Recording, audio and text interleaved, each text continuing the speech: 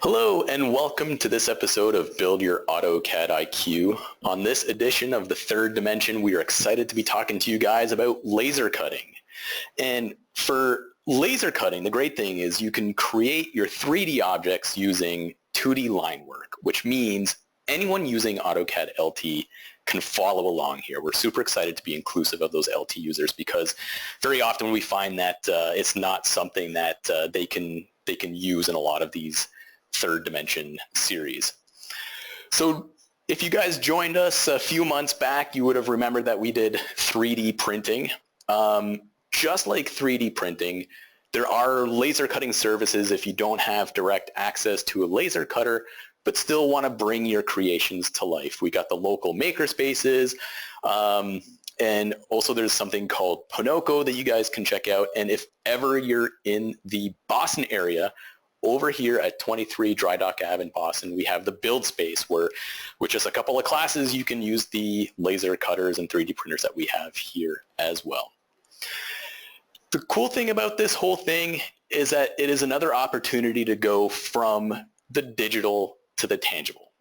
And it's also a great method for testing out our models with having to avoid using very expensive materials. We can do a lot of these laser cuts and etching on even cardboard, which is something that we'll get to you later on in the webinar. We're going to be going over a whole lot of things here, so I guess let's just get going. My name is Alex. I'm a technical support specialist here located at the Boston office. I'm going to be joined today by Victoria. She's also a technical support specialist. She's based out of our Manchester office, and we are also joined by Naman, our expert elite. And if you notice something a little different about this slide, yes, those are laser engraved images of the three of us. We took some high definition images and put them through our laser cutter and made these. It was pretty cool. So for today's agenda, we are going to be talking about prepping our AutoCAD files. And again, everything is going to be two-dimensional. And then we're going to be kind of thinking ahead as to what we're going to be doing in terms of going from that 2D to the 3D. So we will be talking about that in CAD. We're going to be going over the actual configuration of the laser cutter. Once we've created our models, there is some parameters that we have to adjust before we actually start cutting and etching and doing whatever. And then lastly, we'll be going to the laser cutter. And also I just want to point out again that everything we did for laser cutting was done here at the Autodesk build space. So it's open. Anyone's welcome to come take a look at it. We got all these bay doors that are right there on the first floor. So if you're ever in the area, you could just definitely walk by and maybe see some robots playing around and some other cool things going on. So I think we should really get going into this. So I'm going to pass it over to Victoria, and we are going to see this in CAD. Thanks, Alex. Let me just take control of the screen here, and I will show you guys what's going on. All right, let's see. We'll get our AutoCAD up. Can you see my screen? Excellent. All right. I got the thumbs up from Alex over here. You can see my screen. And I know what you're thinking. These look like 3D objects, and we promised 2D line work. We will get there. These are the chess set that we designed in 3D in the previous webinars. So just to give you a little recap of what we've done, I'll zoom out here and show you the realistic view here. Here's our 3D chess set and board. Here are all those 3D printed chess pieces, and then over here on the left now we have our laser cut chess set. I just want to show you the final product before we dive right in. Alright, so back into our working file here. I'm going to zoom out a little bit so that you can see the original line work that we started with at the very beginning of this journey back in May or June, I believe. So here we have the profiles of each one of our chess pieces in the set: the pawn, the rook, the bishop, the knight, the queen, and the king. So the first thing that you need to know about laser cutting is that even though you're working with 2D geometry, you need to be thinking in 3D from the very beginning. And we'll be showing you a couple of areas along the way where we probably should have thought a little bit farther ahead. But that being said, I'll try to set you up for success here and walk you through the process. So the first thing that I want to note is that the material that you're going to be printing on is important with this particular exercise. So when we're designing these pieces, they're going to wedge together, and we're going to cut some notches into each one of them. So there's 2 pieces of wood that need to slide together in order to stand up straight on the table and create a single piece. And the notches that we cut into these pieces need to be the thickness of the material that you're printing on. So let's use the pawn as an example to start with. I have my half profile here, and the first thing I can do with this is use the mirror command. So MI for mirror, or you can type the whole thing out if you'd prefer. Enter, and grab that top point there, and then mirror it here. And you want to keep both sides. So this seems pretty straightforward. It looks like the right shape. I've left this little notch in the bottom to make this drawing process a little quicker. You can always trim this later. From here, I'm just going to use my PL, polyline command, and start with this point, and I'm going to draw up 3/4 of an inch. And then if my thickness of my material, the wood that I'm printing on, is 1/8 inch thick, I'm going to draw that 1/8 inch notch over and then draw this back down. Now this does not need to be a closed polyline. You probably want to keep them all on the same layer just to make sure that if you do decide to use color mapping in order to print with custom print settings to your laser cutter, that you can do that easily. But it's not necessary, at least not for the laser cutter that we were using. We were using an Epilog Fusion M240, just for reference here. There are a whole myriad of laser cutters on the market, but that was the particular one that we had available for us. So the presentation will be colored that way, but we tried to make this as generic as possible so that you can apply this to any laser cutter. Alright, so from here, I'm just going to use my match properties command, match prop, and put this on the same layer.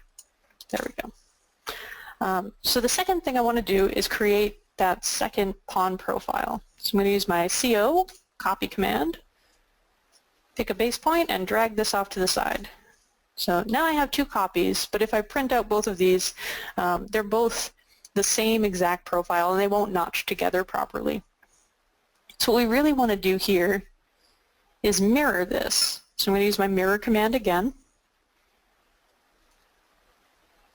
and mirror this up, and this time I can choose yes, delete the source object, and this mirrors that up so that these 2 notches will line up perfectly, they'll notch together, and the pieces will sit flat together on the table. I'll use my TR, trim command, and just trim that excess geometry out of here. Let's zoom in on it for you. There we go. Okay. And then, as I said, these don't actually matter if they line up here for the laser cut. As long as it's a continuous line, it will cut it.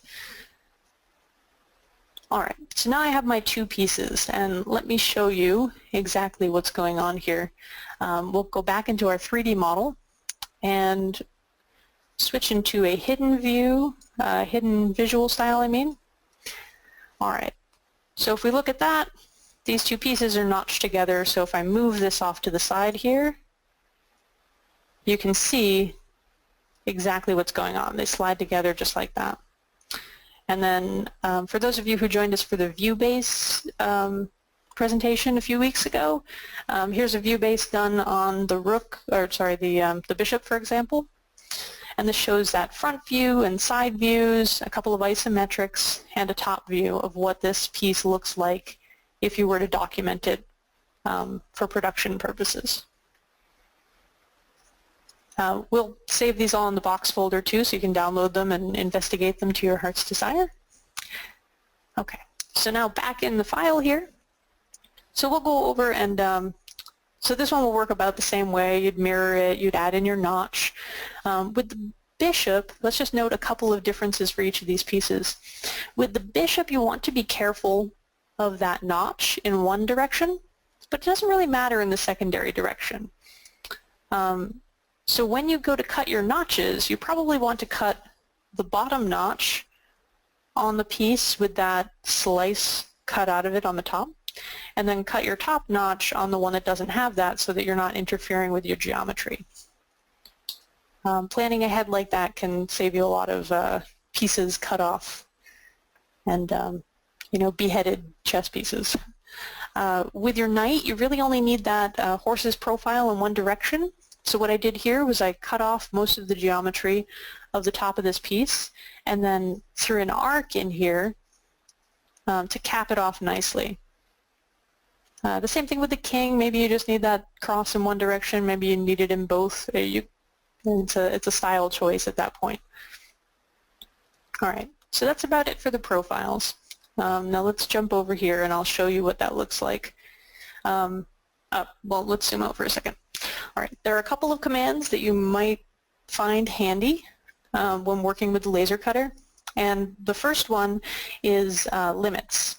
So if you set your limits to the extent of your, to the size of your print bed, it will keep you from working outside of the limits of that area and overshooting the size of your laser cutter. So limits, you can turn it on and off, and had a funny moment before the presentation where I panicked a little bit because I couldn't draw off to the side where I was showing you those profiles. It turned out that I had my limits set on and I couldn't draw anywhere but inside that print area, which again is a great safeguard if you only want to be working in a realistically printable area. So limits, you can set, you know, my bottom corner there is 0, 0, so I'm going to hit enter to accept the default. And then I know that the epilogue's print bed area is 42 by 28 inches, so I've set that already at 3'6" by 2'6". In an imperial size drawing, you could set your units if your laser cutter happens to work in metric units. You could set that up ahead of time as well. So you can toggle it on and off, and I'll show you what I mean. If I turn this back on and I go to draw line, it won't let me draw anywhere out here as I click, but it will let me draw inside the limits. So I'm going to turn that off for now. The other one, and you'll notice that I like this because it's a nice visual cue. Your grid display command controls the display of your grid. If you set this to 2, well, there are a couple of different options here. I believe you can also set this to 0. Where are we? Grid display. I'll just show it to you right there. Get that help file open. The initial value is 3, and that's going to show your grid forever. I usually set this to either 0, true, 2 also works, but setting it to 0 will ensure that that grid area only displays within the limits that are set. And I like that as a nice visual cue to tell me that you know, that I've reached the extents of the bed. And I mean, you might even turn the limits off and still have that visual cue, but then you can still draft some of your modeling off to the side and then move it on to that print bed area just with the visual cue of the grid. It's a workflow choice, but I wanted to make you guys aware of that particular system variable because it comes in handy if you're a very visual thinker. Let's see, what else did I have here? Oh, right. So we have, so I've set this, we had a 12 by 12 piece of wood, so I set this up, I think I set it up as 9 by 9 just to be safe. I didn't want to get too close to the edge of the board. We were playing it cautious because we hadn't used this printer before. Probably could have gone right to the edge. It was actually very precise, the laser cutter. So we could have filled up this whole 12 by 12 piece of wood that we got. But again, if you're going to err on the safe side, just set yourself some limits there. This here actually cut out a whole piece for us. And what you can do with some laser cutters is to set up an internal vector cut and an external vector cut. And what that does is it'll cut out all the pieces on the inside first. It'll make those interior cuts, and then it'll make that exterior cut last to cut the whole piece out. You can set that up to do vice versa. It depends on what you're printing. For the board, we wanted to do something a little bit different. What we want to do is etch the odd squares and leave the even squares alone. So in order to do that, you can use hatch instead of vector lines. And the hatch gets read as an area to be etched or engraved. So, or rather, not engraved, etched.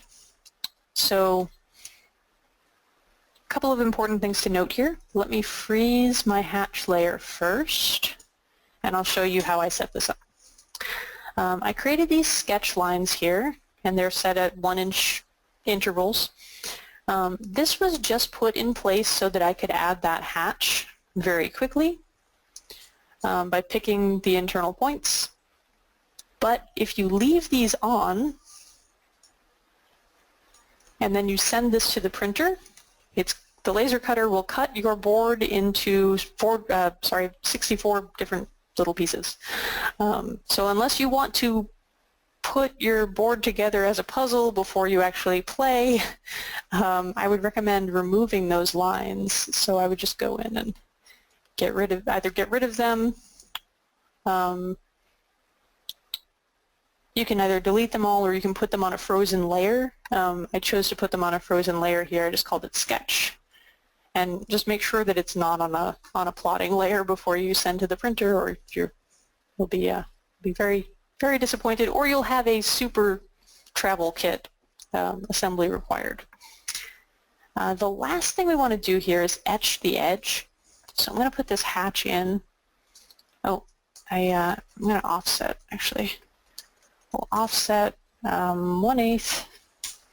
Just going to offset 1/8 inch, and what I want to do is etch the area between the squares and this other line here. So I'll use my hatch command, and I'll show you a quick trick here. All right, I'm going to pick it. All right, I picked my internal point, and it detected that whole boundary there. Now, in order to not get this perimeter cut entirely out, what I need to do is to delete those two lines. And so you see the two lines that I have selected there, they're running around the perimeter of that hatch on either side. But if I delete them right now, oh, it's not going to do it for me this time, is it? Huh, it did it last time. That's funny. Oh, I know what happened. No, I don't. Okay. Sometimes you'll find that it'll fill an entire area if you delete those boundaries. So let me come back here. I'm just going to freeze my hatch for a second. So if I hatch this area in here and pick solid, and then I select this, if I delete it, there we go. You'll notice that the whole area filled in. And if you see this happening, what you want to do is before you delete that boundary, make the hatch non-associative. And that'll dissociate it from those boundaries and leave it as a fixed object, and then you can delete the boundary without the hatch changing on you. Anyway, that's a cool tip or trick for hatch in general. If you don't need to change it, you don't want it to keep moving on you. The but particularly helpful if you're setting things up for laser cutting and you need to remove those lines, but need to maintain the hatch in its original design there. Okay. So the last thing that I wanted to note here was just the color setups. So I just gave a quick visual cue as an example of what you could do for color mapping. So you might engrave a raster image. Oh, if you attach a raster image like our profile photos from the very beginning of the presentation, if you attach that to an AutoCAD drawing, you can print that out. The image frame is detected as a vector cut, so it'll actually cut right around the image. If you're having trouble with it, what you can do is draw another rectangle right around the image in line work just to make sure that it cuts, or maybe it'll make the cut twice. We had some mixed results with that one. But you can assign different settings to different colors and determine and really customize exactly what's happening on the printer side. So with that said, I think I'm going to turn you over to Alex, and he's going to talk about the actual plot settings. All right, thanks, Victoria. Let me just grab the screen.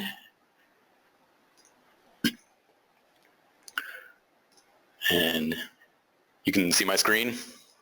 Awesome. All right, so once we've kind of gone through and we've designed our model, or in this case the chess pieces and the chessboard, and we're getting ready to send this over to the laser cutter, doing so is very, very similar to printing to just a regular plotter with some minor differences. Now, depending on the type of machine that you have access to, there's probably going to be proprietary software that comes included with that laser cutter that would need to be installed, and we would want to access that through the PC3 file in AutoCAD. So, we're not going to go through this in great detail, but essentially you would go through the plotter manager command, and from there you would access the add a plotter wizard and go through the process of creating a PC3 file unique to the laser cutter that you're accessing. So in our case, we were using the Epilogue engraver. And first of all, I just want to apologize. We are bouncing back into PowerPoint because we're not presenting this from downstairs directly next to the Epilogue. There's just way too much noise. I mean, there's a lot of projects going on. So I do want to apologize that we are actually just doing this via PowerPoint presentation. But from here, from the screen, you can see that we have identified the Epilogue PC3 file. And from there, to access its proprietary software, you would go into the properties, right to the right of the PC3 file name.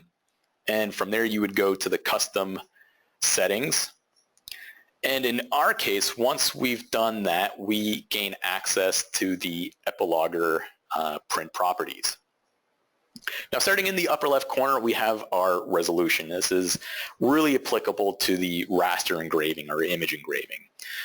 It'll default to 600 DPI. You can bring that all the way up to 1200 if you really want to get super precise. If you're just doing some quick testing, you could definitely drop that down and not have to take up a huge amount of time.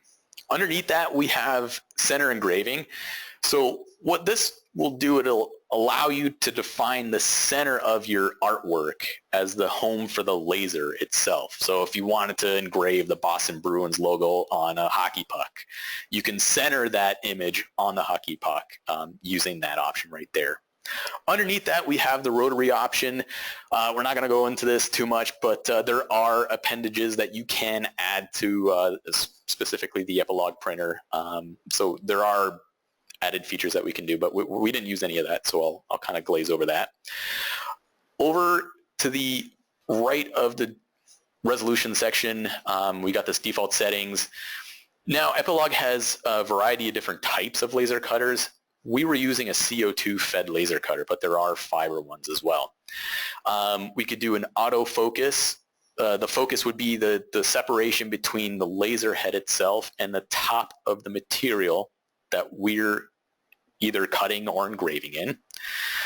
We can define an autofocus based on the thickness of the material, and in our case, we're going to leave it unactive because we want to show you that there is some additional calibration right before we get to the final act of cutting or etching. So we're just going to leave that one blank for now. Underneath that, under job type, we can choose whether we're just doing raster etching or if we're just doing vector cutting or if we're doing a combination of the two. So we can kind of prioritize what it is that we're doing with the specific job we're sending to the laser cutter. Underneath that, we have our essentially our page size. This is something that we don't have to worry about too much from within the Epilog environment because, as Victoria was mentioning before, we had established the limits of our CAD file to represent the extents of the Epilog print space that we had available. So we don't really need to worry about that here, but we can modify that, essentially that print area from within here. Now, over on the right side, we have these raster settings and vector settings. And once we've kind of identified what material we want to be printing on or cutting on, there will be parameters that we need to put in here. So if we have different types of wood, we'd need to kind of play around with these parameters. If we were doing acrylic, that's another type of material, so we'd have to be conscious of what these settings are. Now, the good thing is most manufacturers have figured this out for us already. And in our case, being down in the build space, we were able to collaborate with a lot of the people down there that gave us these recommended values. But essentially, the three values that we need to be worried about are the speed. So that is the speed of the laser head as it's moving back and forth, making its cuts or engravings. The next is the power. So the power is kind of, it controls the depth of the cut. The analogy I like to think if one's not very familiar with these terms is picture yourself on a sandy beach. And you got these little waves that are kind of lapping on the shore. They're really not going to be taking a lot of that sand away from the beach. There's not a whole lot of erosion going on. That would be representative of a low power setting. Alternatively, say there's like a hurricane out in the ocean. We got these 10-foot waves coming crashing on our beach. I mean, that's going to cause a huge amount of erosion. So we could say that that's a lot of power in the laser. So these parameters, they vary between 1 and 100%, and again, would depend on the material. The last one we're worried about is frequency. And frequency basically is the heat of the laser. How often are we sending a pulse into the material that we're trying to engrave in or cut in? So both the power and the frequency go hand in hand and play a lot in with how deep into the material that we're cutting. You'll notice that for the raster settings, the frequency option is grayed out. That's because it's not something that we're really worried about when we're doing the raster etching, but it is important for the vector cutting. Over down in the bottom, you'll see that there are these two boxes, speed comp and power comp. The speed comp is essentially to kind of kick the laser into half speed. So say we're doing some etching and we realize, wow, things are kind of like moving way out of control. Let's try to test things out a little bit slower. We have the option of selecting that speed comp. And the power comp is essentially it drops the power down, which is good for if you're doing a lot of curvature work. So if it's very detailed and it's not very linear type cuts that we're doing, we're curving in our material, we can drop the power of the laser down so that we get a nice clean cut. So that was the general tab. If you notice at the top, we've kind of cycled over into the advanced tab. Gonna just glaze over this. This is really for if you're doing like rubber stamp work. There's a little bit more work involved when you're creating those rubber stamps, but in our example, we're not using that, so we're just going to skip over that. And then the last tab is the color mapping, and we can use this if we want to get really fancy in our AutoCAD designs. And as Victoria had mentioned, we can assign different colors in CAD to have different types of cuts or engraves in the Epilog laser cutter. So here everything is controlled very similarly to as we would control it in CAD. We have our red, green, blue primary colors that are the same numbers that we would assign in CAD, so we can, even if we weren't using one of the primary colors, we can be very specific with the color combinations that we're assigning in CAD and have that represented with speed, power, and frequency here in the Epilog, and really gain a lot of control on what it is that we are either cutting or engraving on. We can make things deeper cuts based on color or shallower, and again, a whole lot of flexibility can be applied to our design, and that would be controlled a lot through the color mapping. So once we've figured out everything we want in terms of speed, power, frequency, and our color mapping, we would okay out of this, and then come back to our CAD environment that we're very familiar with. Now, we did some trial and error. We did notice that, with this Epilog printer, or cutter, sorry, the order of operations was actually quite critical. The Epilog was really good at kind of throwing these little quirks at us and resetting, the scale or the extents. So we found that it was really important to go through this order of operations where we first established the properties in the Epilog. And then under page size, we selected something reasonable to represent our print environment. And then we noticed that under the plot area, we were getting really consistent results if we actually did a plot by window. Right now it's shown as display, but if you're familiar with this, if you just selected a window for your plot, then you would just see what you select there. But we discovered that was really helpful for consistency's sake. And the other thing was that the Epilog really liked to automatically rescale what it is we were trying to cut or engrave. So finally, we made sure that we were doing a one-to-one scale so that we were accurately representing what we were designing in CAD. And again, the scale was super important because if you remember what Victoria was saying, the size of that notch needs to be equal to the thickness of the material that we're using for the laser cutter. So if it's scaled down or scaled up, that notching is not going to be as precise as we want it to be.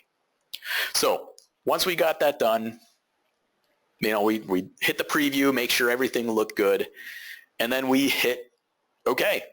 So we're getting closer. We're getting closer to actually doing some laser cutting and engraving.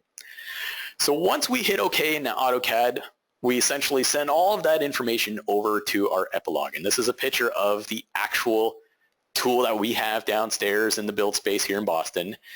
You can see we have a pretty decent size bed on which we can do our work on.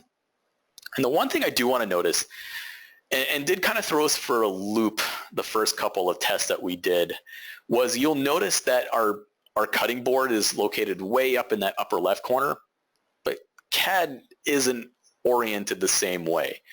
CAD is thinking 0, 0 is in the bottom left, but in the Epilog world, 0, 0 is in the upper left.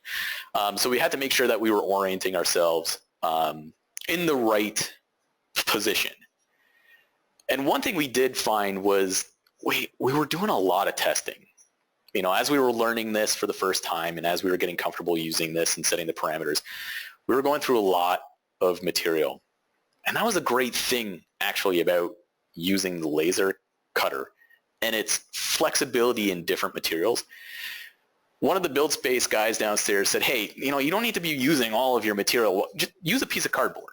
So we're like, oh, all right, well, grab the piece of cardboard, relatively inexpensive material, and we did all of our testing on the cardboard, which was fantastic. So we, the time that we were sinking and wasting material was done on something inexpensive rather than the actual, high quality wood that we had purchased. Yeah, and those we actually ended up with a really cool cardboard set of these chess pieces too. So that was an unexpected surprise. Exactly. So again, testing kind of resulted in these pretty cool byproducts. All right, so we're getting closer. We sent the information from AutoCAD to the Epilog. Not quite there yet. So kind of just taking a little sidestep here, once it's sent over to the epilogue, everything is kind of controlled through this one very simple interface on the epilogue. You know, we have a couple of options here. We got the job, the focus, the jog, the speed, the power. Really don't really need to worry about too much about this other than we do need to do some calibration. So we need to focus the distance between the laser cutter and the top of the material. So we do need to worry about that. So this is kind of like a zoom up of the laser itself, and in this case we have an acrylic material. We opted to use acrylic for the board, and you'll see some examples of what that looked like later. Had a pretty cool effect. But you'll notice that triangular piece on the laser head itself, and that's the tool that we use to calibrate the distance between the laser emission point and the top of the material. So there is again some additional calibration that we need to do physically on the machine before we can actually go ahead and print.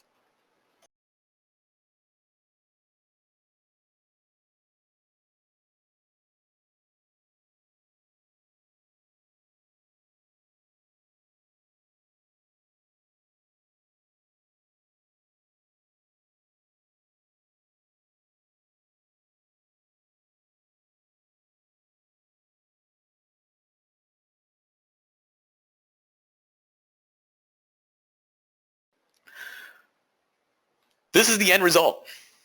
This is our chess board, or not chess board, but our chess pieces on the board that we cut them out of. And you could see that we have all of the cutout pieces, and they're essentially reciprocal on the board itself. And you can see that you know, it's very, very clean. The level of detail was remarkable, and you can really see that in the cross of the king piece. You know, we were a little concerned, you know, like, geez, is this thing too small? Is it going to break off? You know, we really were kind of nervous. But, I mean, the resolution capabilities of the laser cutter was fabulous. There were some things that we did note that, you know, you will see some staining of the wood.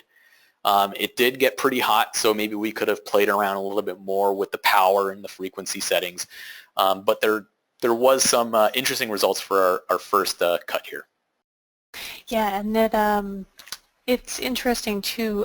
We used it was either a laminated board or some kind of composite, and the glue from it actually made the edges of it sticky, and that went away with time, but that also contributed to the residue on the board. I think if we used a solid wood instead of a laminate, it would have come out a little bit differently depending on which material you're using.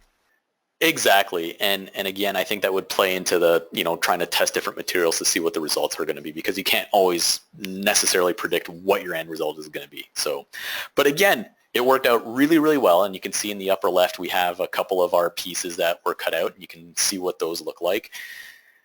And here, this is me and one of our build space representatives kind of taking our first piece out of that board.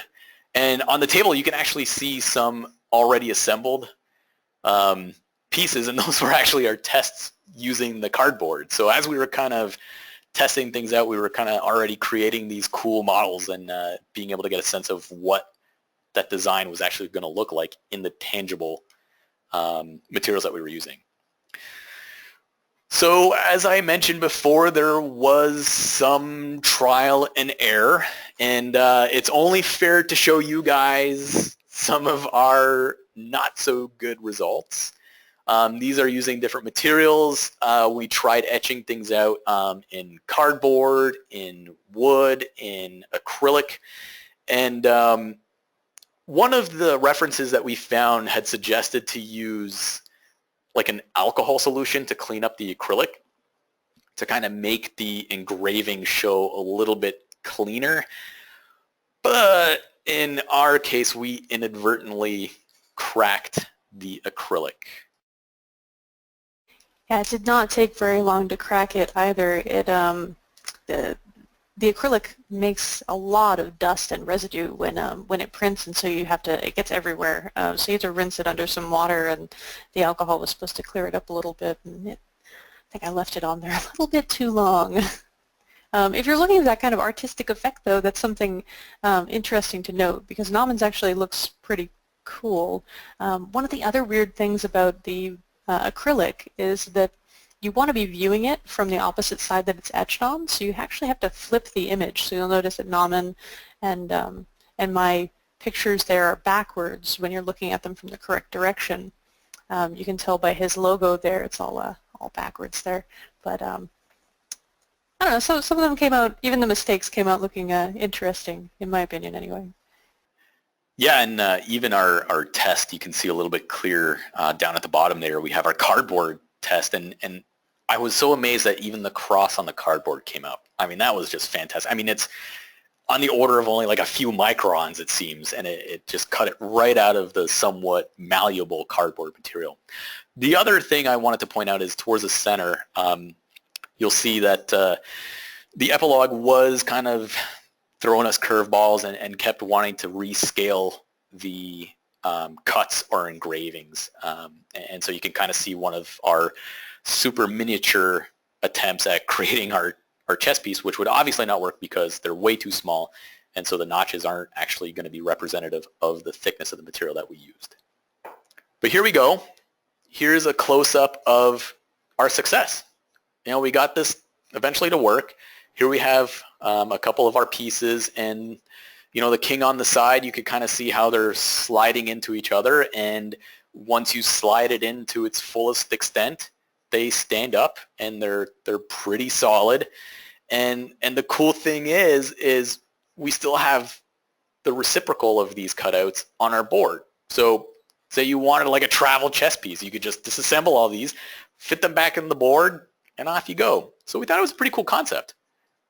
And here we go. We have all of our wood chess pieces assembled on our acrylic board, and you can see how the hatches that we assigned to those white pieces are kind of scored, and it gives it that kind of white frosted effect, whereas the black squares that we had, or well, essentially the empty squares that we had in CAD, are untouched and are completely transparent.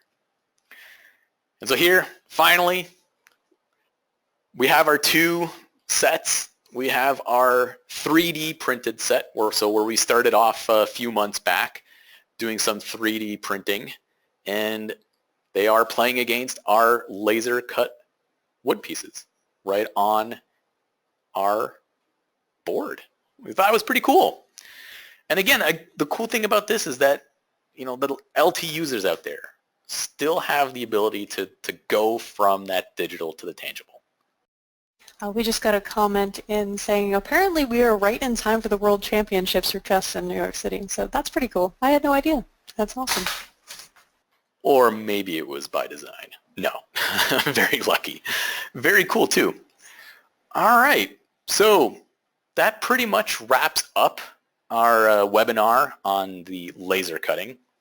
So you guys will have access to this. We got some additional resources for you guys. You know, some information on Print Studio, some more information on the build space here in Boston, a link to the Instructables laser cutting basics, and Pinocchio. Again, if you don't have a laser cutter in your basement, you know, there are methods for you to go ahead and do this. So thank you for joining us. We always appreciate your feedback.